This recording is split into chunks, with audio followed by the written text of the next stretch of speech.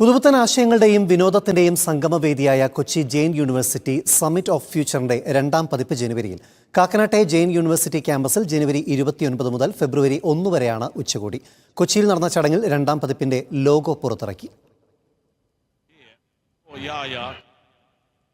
റെക്കോർഡ്സിൽ ഇടം പിടിച്ച summit of future ആദ്യ പതിപ്പിന്റെ വൻ വിജയത്തെ തുടർന്നാണ് 2ാം പതിപ്പ് എത്തുന്നത്.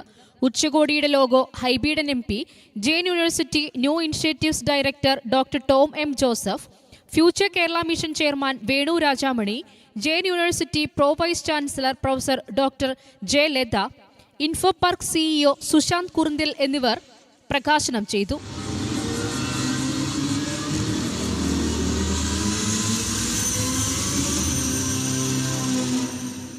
വിദ്യാഭ്യാസം, സാങ്കേതികവിദ്യ, സംരംഭകത്വം എന്നിങ്ങനെ 7 ട്രാക്കുകളിലായാണ് ഉച്ചകോടി.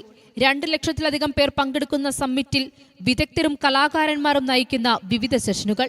സുസ്ഥിര വികസനം ലക്ഷ്യമിട്ടുള്ള ഉച്ചകോടിയിൽ 30-ലധികം പാനൽ ചർച്ചകളും 50-ലധികം വർക്ക്ഷോപ്പുകളും മാസ്റ്റർ ക്ലാസുകളും.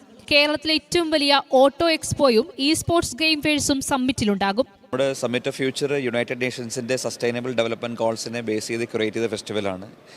സമൂഹത്തിലെല്ലാവർക്കും, അതായത് വളരെ സാധാരണ ആളുകൾ മുതൽ വ്യത്യസ്ത തലത്തിലുള്ള ആളുകൾക്ക് ഒരു പ്ലാറ്റ്ഫോം, ഫ്യൂച്ചറിനെ കുറിച്ച് ചർച്ച ചെയ്യാനും നമ്മുടെ ആശയങ്ങൾ പങ്കുവയ്ക്കാനും സംവദിക്കാനുമുള്ളൊരു പ്ലാറ്റ്ഫോം. അതിനോടൊപ്പം തന്നെ വിനോദത്തിനും വിജ്ഞാനത്തിനും ഒരുപോലെ ഊന്നൽ കൊണ്ടുകൊണ്ടുള്ളൊരു ഫെസ്റ്റിവലായിരുന്നു സമ്മിറ്റ് ഓഫ് ഫ്യൂച്ചർ.